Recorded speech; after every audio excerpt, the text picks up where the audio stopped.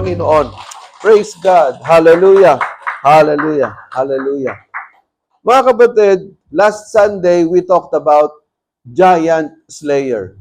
We talked about David, how he defeated Goliath, the giant.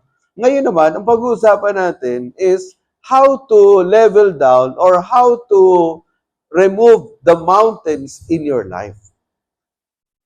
In the New Testament, in Matthew chapter 17, verse 20, the Bible says, if you do not doubt and you have a faith as small as a mustard seed, you can say to this mountain, move from here to there, and it will happen. Yun ang sabi sa New Testament. Ngayon po, paano natin ito i-apply sa ating buhay through the message of the Lord entitled, Not by might, but by my Spirit. So, it is taken from Zechariah chapter 4, verse 6. And then sabi sa verse 7, not by might, not by power, but by my Spirit, that this mountain will come down. So, paano natin pababagsakin yung mga mountain sa buhay natin? Mountains, of course, pag sinabi mong mountain, ano yan? Malaki yan. Hindi sinabing molehill. Ano yung molehill sa Tagalog? Parang mga nuno sa punso. Hindi lang yun, no? Kung hindi talaga mga mountains, paano ba mababagsakin yan? So, mountains here refer to difficult problems in our lives, difficult tasks in our lives, or a difficult mission that God wants us to do. Yun yung mountain na sinasabi dito sa Zechariah chapter 4, verse 7. So, now, let us start with the introduction. So, the context here is the prophet Zechariah encouraging Zerubbabel, the governor of Judah or Israel, during temple rebuilding. Kasi yung unang temple na ginawa ni Solomon ay nasira. Sinong sumira? Si Nebuchadnezzar. Si Nebuchadnezzar, he was the king of Babylon during that time in the ancient period. Ang Babylon po, ang modern day Iraq. Okay. Ngayon, nasakop naman ng Persia yung Babylon, natalo ni King Darius itong si Nebuchadnezzar. So, ang nangyari, yung Persia naman, the modern day Iran. Okay.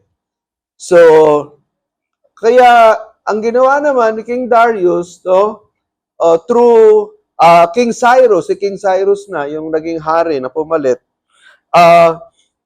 yung 50,000 to 100,000 na mga Israelites na dinala doon sa lugar ng Babylon, pinabalik niya sa Jerusalem, sa Judah, pinabalik niya sa Israel, para itayo muli yung nasirang templo na ginawa ni Solomon. Okay. So, kaya ang sabi dito, our key verse here, yung verse 6 hanggang verse 7, not by might, nor by power, but by my Spirit, says the Lord of hosts, that this mountain will come down. Ano yung mountain na yon? The mountain of rebuilding the temple. So, kasi nga, mahirap gawin yon dahil nga iilan lang sila, kukunti lang sila. Mamaya, ipapaliwanag ko as I go through the sermon. Now, the theme of the sermon is God's work is accomplished through His Spirit, not human strength. So, kapag may pinapagawa si Lord sa iyo, may mission si Lord sa iyo, it is accomplished not your own strength, not by your own strength, but by the strength of the Lord. Amen? Okay. Now, the historical background, yun na nga, Israel returning from exile. So, pinabalik sila ngayon ni King Cyrus para ma-reconstruct yung ma-rebuild yung temple. Kaya lang, that temple reconstruction seemed impossible. Bakit imposible? Kasi nga, kukunti lang sila, tapos wala naman silang mga kagamitan para ma-rebuild. Unlike in the time of Solomon, si Solomon, dahil nga ang tatay niya si David, all throughout the life of David, inihanda niya yung mga materials para sa pagtatayo ng temple. Dahil lang sabi ni David, Lord, I will build you a temple. Pero sabi ng Diyos, hindi ikaw ang gagawa ng temple dahil ang kamay mo puno ng dugo dahil you are a warrior. Ang dami mong pinatay. Ang gagawa ng temple ko, yung anak mo si Solomon. Kaya ang ginawa ni David, nag-ipon siya ng mga materials. That's why napakaganda nung temple na unang ginawa ni Solomon. Kaya lang sinira nga ni Nebuchadnezzar, ngayon, kailangan ma-rebuild yung temple. Kaya lang, ang problema, hindi sila kagaya nung panahon ni Solomon na naka-ready na yung mga materials. Saan sila kukuha ng materials? And not only that, during the time of Solomon, how many Israelites were there? Nasa 5 million yung mga Israelites. Ito nasa 50,000 lang sila. Nakikita niyo yung difference? So, it's impossible. So, Zerubbabel faced opposition outside the Israelite camp, opposition inside the Israelites na yung mga sabihin ng mga tagalabas ng mga hindi Israelita, ay, hindi nyo magagawa yan. Hindi nyo magagawa. Daming mga kontrabida. Ayaw ipatapos yung rebuilding of the temple. Pinatitigil. At yun namang mga nasa loob naman, yung mga Israelites, discouraged naman sila, parang hindi natin kaya yan, puro mga negative thinkers, hindi natin magagawa yan. Saan tayo kukuha ng materyales? So, punong-puno ng opposition, discouragement, and very limited resources to rebuild the temple. Pero the reminder of God is, success depends not on what they can do, but what on God can do. Naunawaan natin mga kapatid. Okay? Do you believe that there is nothing impossible to God? Saan nakalagay sa Bible? Ito, quiz to ha. Saan nakalagay sa Bible yung what is impossible to man is possible with God? Look. Si Ritna, baka buta ilauna. Luke 18:27. Tandaan niyo yan ha. Ang imposible sa tao, posible sa Diyos. Now, let us go to the vision. Kasi binigyan ng Lord itong si Zechariah, the prophet, ng vision. Ginising siya ng anghel. So sabi, eto yung vision na gusto ko ipakita sa iyo. So the angel shows Zechariah a golden lampstand with 7 lamps. So medyo kulang yung lamp dito kasi dapat 7 yan. Ang 7 kasi, menorah ang tawag ng menorah. That's the official symbol of Israel. Yung menorah, yung 7, yung candlesticks. So, yung nakuha kong picture, 5 lang. Okay, so, the angel shows Zechariah a golden lampstand with 7 lamps and 2 olive trees. 2 olive trees yung magkabila, left and right. So, ang symbolism niyan, God's Spirit provides unending supply for His people. So, makikita natin dito na yung oil, para magliwanag yung candlestick, galing doon sa 2 olive tree. Kasi yung olive oil na ginagamit para magliwanag yung mga kandila, yung ginagamit, kaya lang dito, sa image na pinakita, merong nakadugtong doon sa 2 puno, imagine niyo na lang, na nakakonect doon sa menorah. So, ibig sabihin, unending supply of oil para yung liwanag hindi mawala, yung apoy hindi mawala. So, yun yung pinakitang vision kay Zechariah. So, the message is, God empowers His servants beyond human limitation. Bakit po? Kasi nga, itong menorah, itong kandila na to, symbolizing Israel. Israel will be the light of the world. Okay? And in the New Testament, Jesus Christ will be the light of the world. And not only that, the new church, so the new Israel is the church. Tayo yun. So, ibig sabihin tayo, we must bring out the light of the Lord through our lives. Through the help of the Holy Spirit. Yun ang ibig sabihin nung vision na yon. Yung candle na to, symbolizing Israel. Pati yung liwanag. Now, para hindi mamatay yung liwanag, kailangan may kandila, ay may langis. Yung langis, galing doon sa olive tree na magkabila. So, unending supply yung langis para unending yung liwanag. Naiintindihan ninyo? Now, ano ang ibig sabihin yan? Ang ibig sabihin, the interpretation is, that is Israel. Para yung liwanag ng Israel ay hindi mamatay. So, binibigyan ng pag-asa ng Diyos itong mga remnants, yung 50,000 na bumalik sa Israel na hindi mamamatay ang liwanag nyo. Hindi kayo mauubos. Okay. And you will be empowered beyond limitation because the Holy Spirit, the oil of the Holy Spirit, the oil symbolizing the Holy Spirit, hindi kayo mauubusan ng lakas.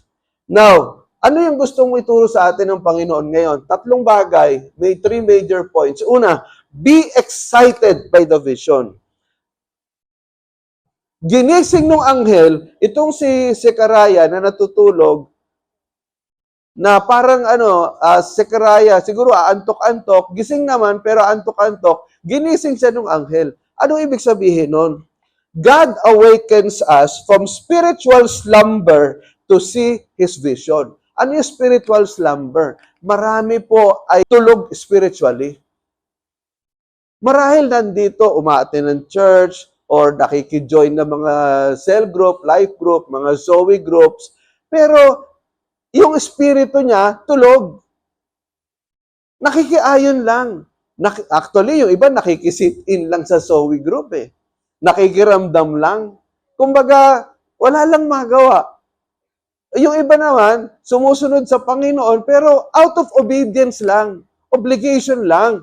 Wala talaga sa puso. Sarado yung vision. Hindi makita yung vision na nais ng Panginoon. So that's why, ginisig ni Angel, itong si Zechariah, para makita yung vision. Kagaya din naman natin. Gusto ni Lord buksan yung ating mga spiritual eyes in order to see the vision that comes from God.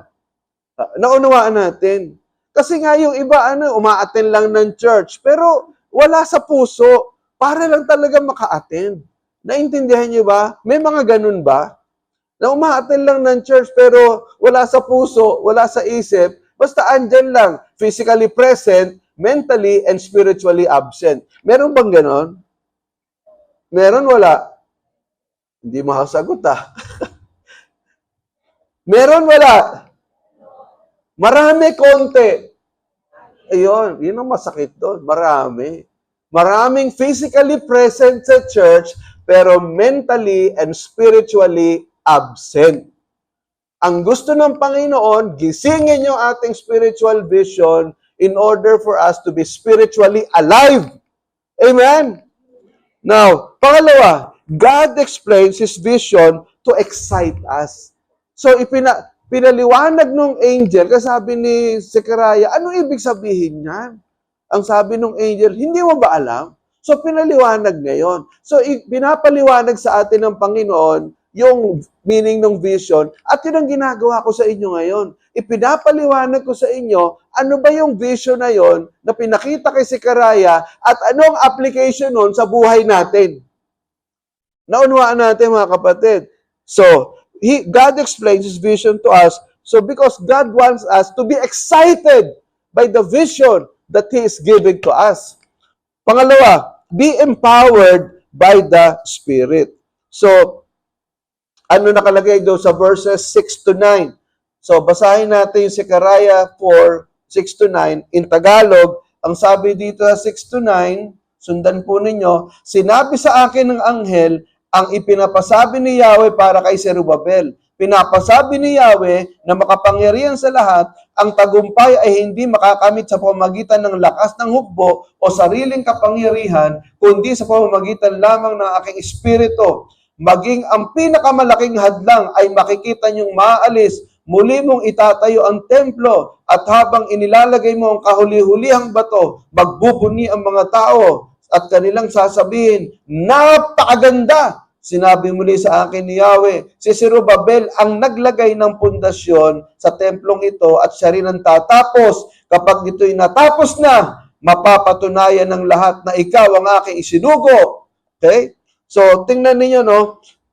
Be empowered by the Spirit. Bakit? Anong sabi doon sa verse 6? The central oracle or the central teaching. Ang sabi doon, not by might. Ang Hebrew word is kayil. Nor by power or kowak. So, but by my spirit, yung spirit is ruwak. Yun yung mga Hebrew words. And then yung might ay kayil. It refers to human resources, collective military strength, or wealth. So, ibig sabihin, maitatayo yung templo na yan, hindi sa pamamagitan ng human resources o yung mga tulong ng mga tao o kaya sa pamamagitan ng mga sundalo, ng mga hukbo o sa dami ng mga supporters mo o kaya ay sa pamamagitan ng kayamanan. Hindi maitatayo yan templo na yan dahil doon. At hindi rin maitatayo yan because of power. Ano yung power na yan? It symbolizes strength and wisdom or yung talino. So, ang sinasabi ng Panginoon, not by might, nor by power, but by my spirit, that this mountain of difficulty will come down and this temple will be raised up, will be rebuilt by my spirit. So the Holy Spirit is the active force through which God fulfills His will, making human effort secondary or divine empowerment. So, the number one reason kung bakit ma-rebuild yung temple na yan is because of the Spirit of the Lord.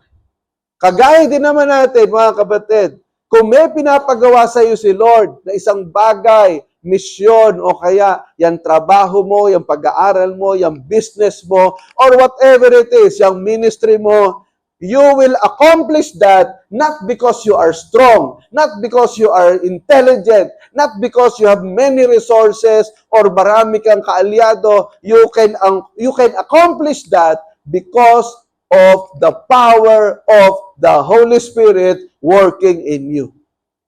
Amen? Naunawaan ba natin, mga kapatid? Okay?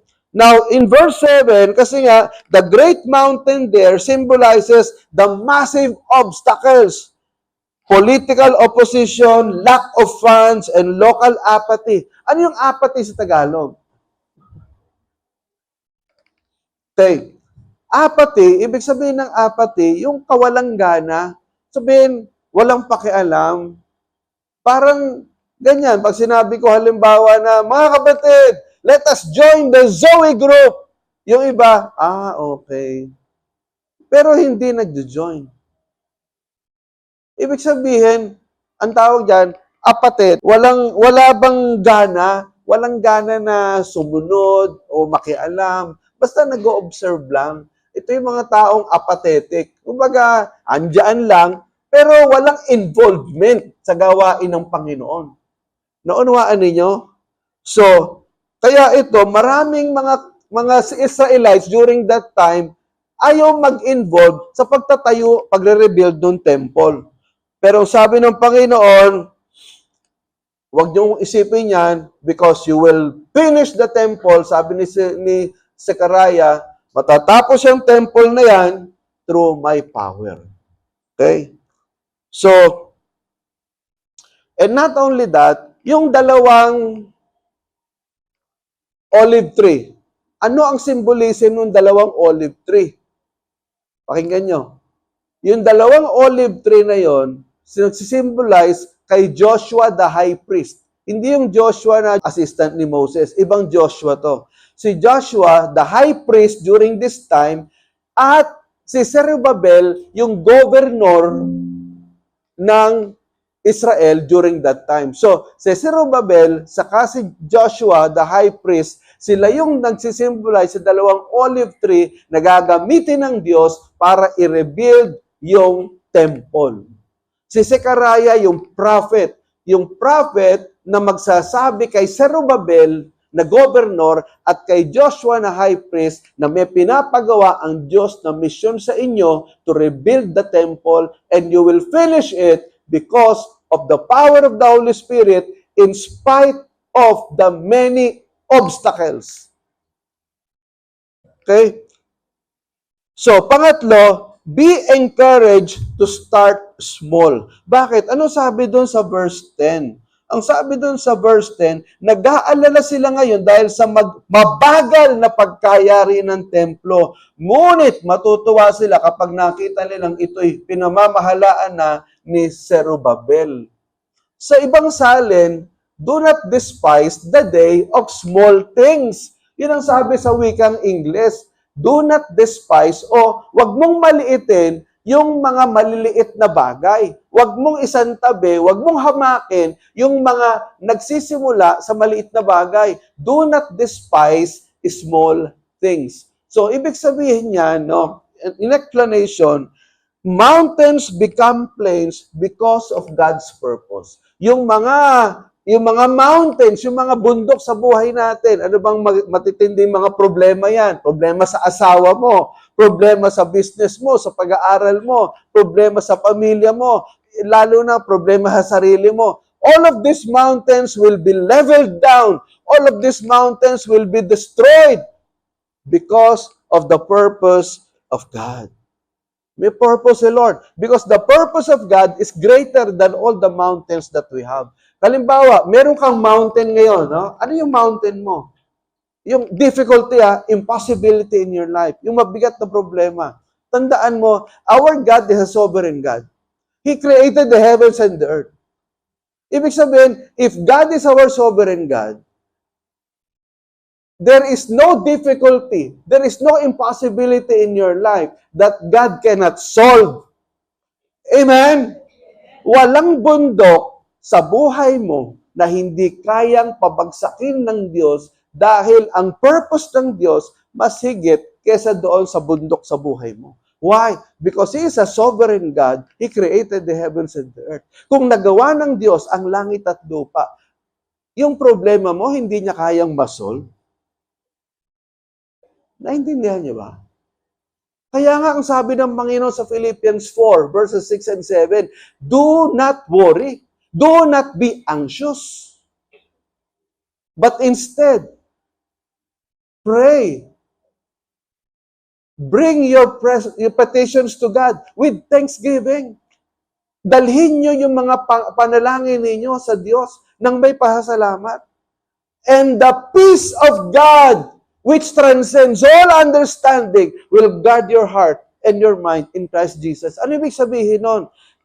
May anxiety ka, may worry ka. Why? Because you have a mountain of difficulty in your life. So anong sabi ng Bible? Alisin mo yung worry na yan. Alisin mo yung anxiety na yan kasi papatayin ka niyan.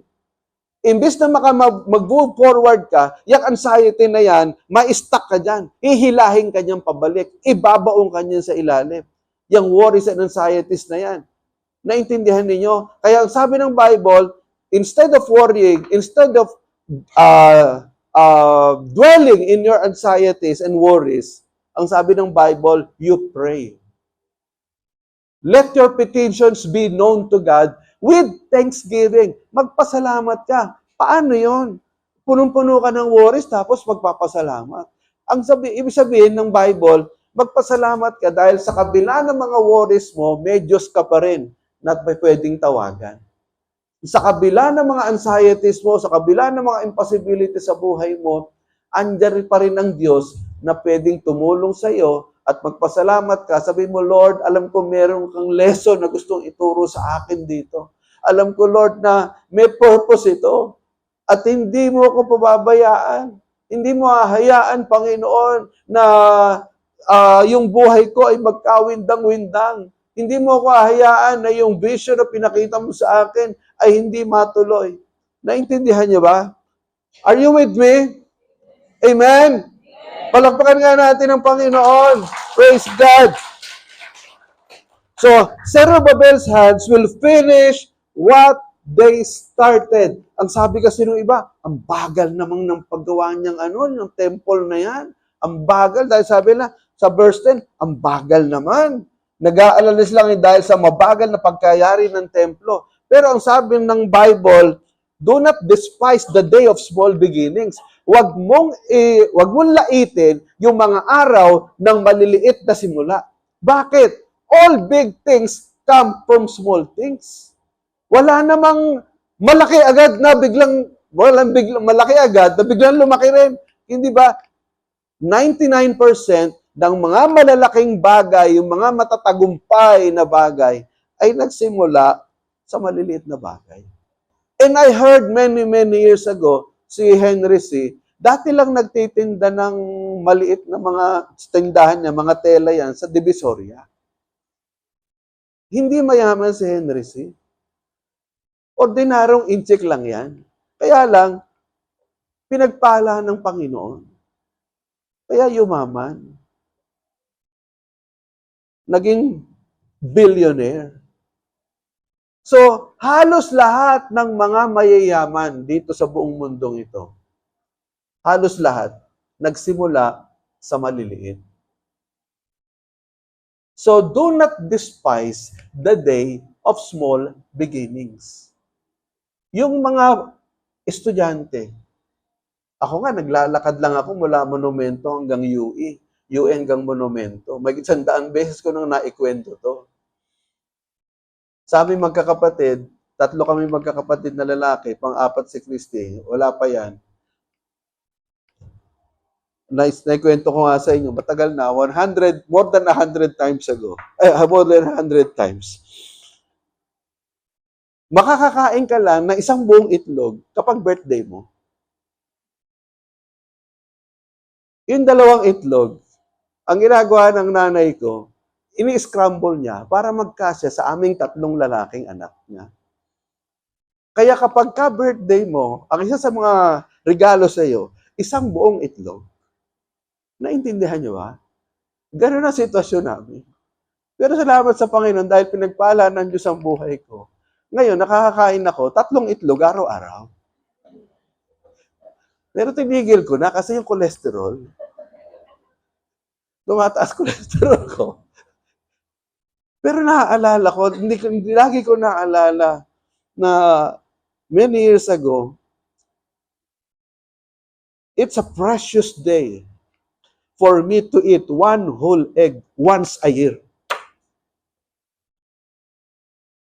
So do not despise the day of small beginnings. Naglalakad lang ako sa UE, Monumento, nagugutom ako. Pag inaaya ko ng mga klase ko, Joey, merienda tayo, sabi ko, busog ako. Hindi ako nakakabila ng soft drinks. Andun ako sa bendo ng UE. Doon ako umiinom. At ang baon ko, 5 hopya. Pinagkakasya ko yon sa maghapon.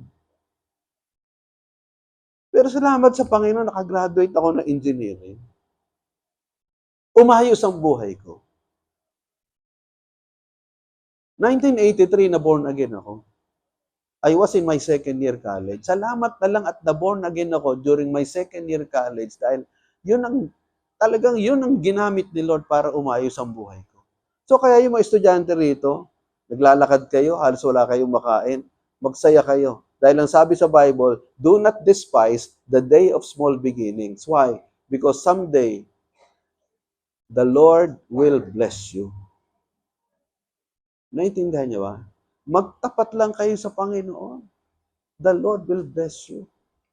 Okay? Hindi kayo pababayaan ng Diyos. Kagaya nito, encouragement sa atin ito eh. Napakaganda nitong topic natin eh. Not by might nor by power. Hindi sa talino, hindi sa husay, hindi sa lakas, hindi sa mga connection mo. But by my Spirit, says the Lord, that this mountain will come down. Naintindihan niyo ba? If you have the Spirit of the Lord in you, that mountain of difficulty, someday, it will come down. Kung mabagal man ang takbo ng buhay mo, someday, magugulat ka na lang. Andiyan na pala, na-accomplish na ni Lord yung mission niya sa buhay mo. In application, don't despise slow progress. What God starts, He finishes, even if it begins small. Ulitin ko ha, when God starts, He finishes. Anong sinimula ng Diyos, tinatapos niya, kahit na ito ay nagsimula sa maliit na bagay. Naintindihan niyo ba? Kaya kung halimbawa, ang liit naman nitong ministry ko, ang liit naman ng baon ko, ang liit naman nitong role ko dito, napaka-insignificant naman ng buhay ko, magsaya ka. Kasi itong verse na to para sa'yo. Do not despise the day of small beginnings. Huwag mong laitin, huwag mong hamakin yung mga araw na maliliit ang simula. Naintindihan natin. Yung mga businesses nyo, magsimula ka sa 20 pesos. Yung iba, ang daming mga patotoo.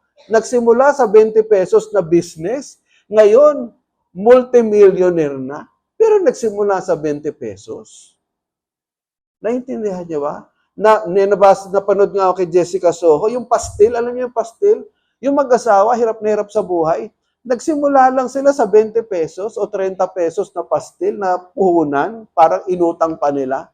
Doon sila nagsimula. Ngayon, magkano kinikita nila? Kumikita sila ng 75,000 per day. Dahil dyan sa pastil na yan. Totoo to dahil napanood ko kay Jessica Soho.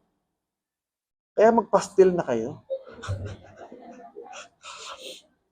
Now, in life application, number 1, motivation. God's Spirit empowers us to accomplish His work.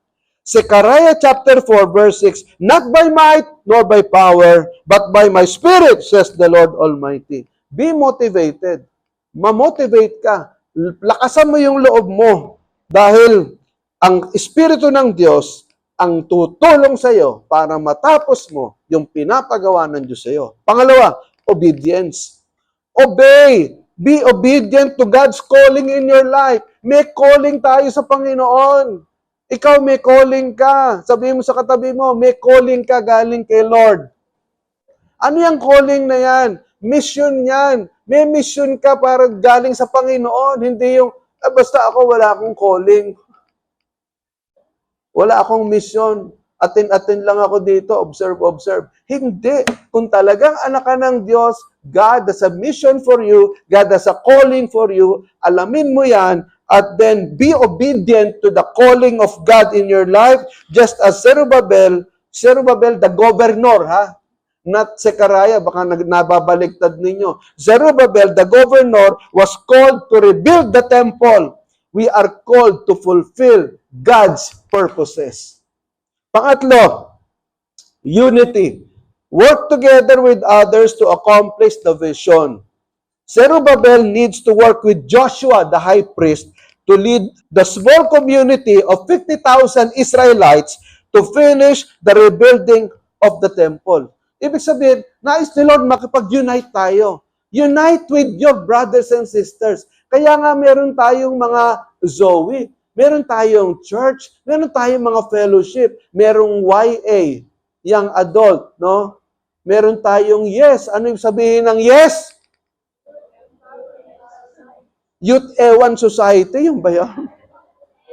Ewan ko. Youth Empowerment Society. Meron tayong wow. Ano yung sabihin ng wow? Women of Worth. Meron tayong MIB. Ano sabihin ng MIB? Men in Bible. So, join those groups. Unite with other people in the church na makakatulong sa'yo. Naunawaan natin. Maging aktibo ka dito para makatulong sa paglago mo sa gawain ng Panginoon so that you can accomplish the mission that God has given to you. Okay? Si Zerubbabel, kailangan niyang kunin yung tulong ni Joshua the high priest in order to rebuild the temple. And then, next is new beginning. Ano itong new beginning na ito? We embrace new beginning and opportunities that God provides. The rebuilding of the temple was a fresh start for the people of Israel. So, ibig sabihin, binigyan ni Lord itong mga exile ng mga Israelites, pinabalik ngayon sa Jerusalem, binigyan ng bagong simula. Listen to this. Some of you here, God wants to start something in you. God wants you to experience a new beginning in life. Naunawaan natin. Ang gusto ng Panginoon, iwanan mo na yung nakalipas. Nakikinig ba kayo? Yung mga nasa labi, nakikinig ba kayo?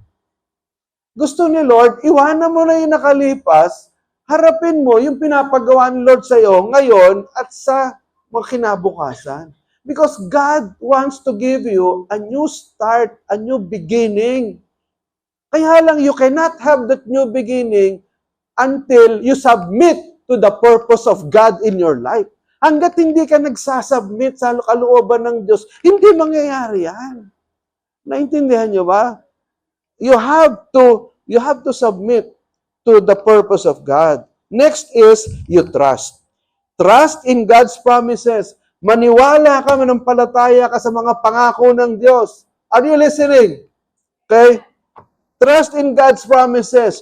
God will complete the work He has started in us. Okay? God will complete the work that He has started in us. Then, next is assurance. Find assurance in God's presence and support. The vision of the lampstand and the olive tree symbolizes God's continual provision and guidance. Ibig sabihin ng assurance, magtiwala ka na hindi ka pababayaan ng Diyos. You are assured of the presence, you are assured of the provision, you are assured of the guidance of God. Manalangin ka lang. Naintindihan ninyo? Pray. Huwag mong kakalimutan yan. Ito, ipaglaban mo yung 15 minutes a day na prayer time mo. May panahon kang mag-TikTok. May panahon kang mag-FB. May panahon kang manood ng TV. May panahon kang maglinis ng bahay, mamalengke, magluto. Bakit wala kang panahong mag-meditate sa Bible? Eh, yan ang gusto ng Panginoon. At yan ang ayaw ng demonyo. Ang ginagawa ng demonyo, ginagawa kang so busy-busyhan. Kaya wala kang time ngayon magbasa ng Bible. Eh di wala kang alam sa Word of God. Dahil wala kang alam sa Word of God, wala kang bala. Kapag may anxieties, may worries, wala kang paghuhugutan. Eh di bagsak ka ngayon. At hindi mo rin alam yung purpose ng Diyos sa buhay mo. Kaya pa backslide ka. Kasi hindi mo alam yung salita ng Diyos. Naintindihan ba natin? Kapag halimbawa, nagtawag ako dito, Brad, give me one memory verse. Excited ka ba? O, naku, sana ako matawag ni Pastor, wala ako alam na memory verse. Ano ibig sabihin? John 3:16, ano ba yun? Naku, hindi mo maintindihan John 3:16. Yun na nga lang, hindi mo pa ma-recite. Yan, tagal-tagal mo na umaatin. Wala kang memory verse. Ibig sabihin, hindi ka nagbabasa ng Bible. Hindi mo alam saan bubuklatin yung Genesis. Eh, unang-unang Bible yun. Saan ba yung Genesis dito? 30 minutes na hindi mo pa malakasan ng Genesis. Yung Revelation, nasa ng Revelation? Eh, last book of the Bible. Naintindihan ba natin? Okay, inspiration. Let the vision inspire you to take action just as Zerubbabel was inspired to lead. We too should be motivated to act on God's vision for our lives. Be inspired by the vision. Be inspired by the purpose of God in your life. Naintindihan ba natin? Are you listening? Be inspired.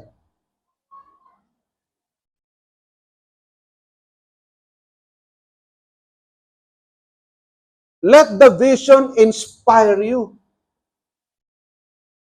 Are you listening? And then lastly, nourishment.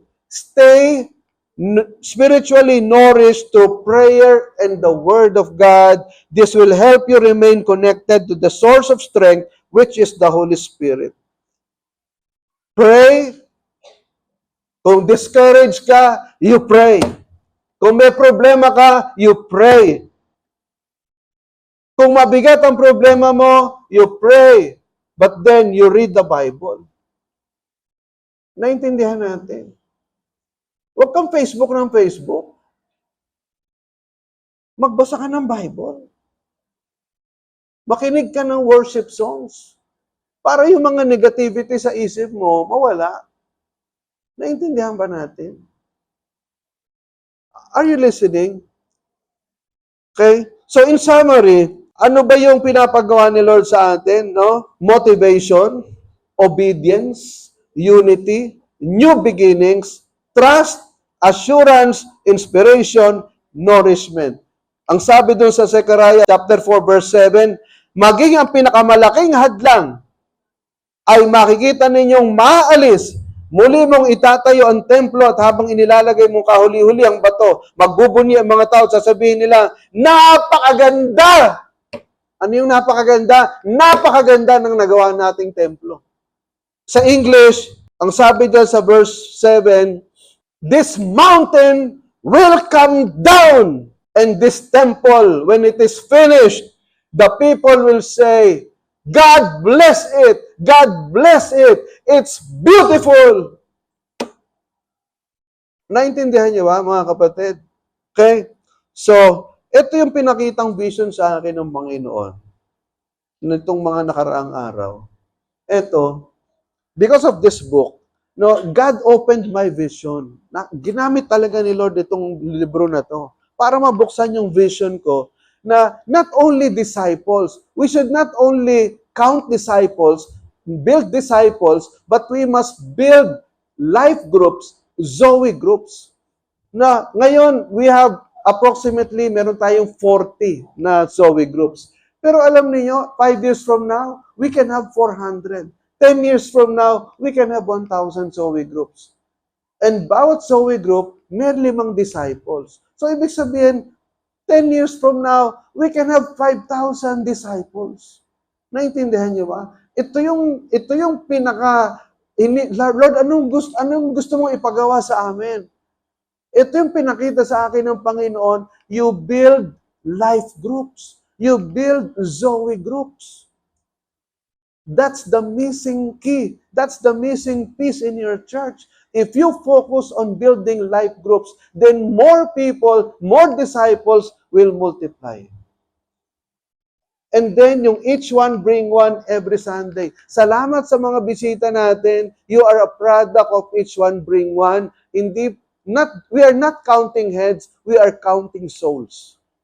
The reason why you are here, hindi para dumami kami, hindi para dumami tayo. The reason why you are here is because God wants to bless you. Naintindihan niyo ba? God wants to build your lives. Magpasalamat kayo doon sa mga nag-i-invite sa inyo. Kasi ako, bunga lang din ako ng invitation. 90% of us here, bunga lang kami ng invitation. Kung walang naglakas ng loob na ma-invite kami sa church, ako, hindi naglakas loob ang kuya ko na imbitahin ako sa church, nasaan kaya ako? Naintindihan niyo ba? That's why each one bring one every Sunday. And then why? Because the harvest is many, but the workers of few. So pray for more workers.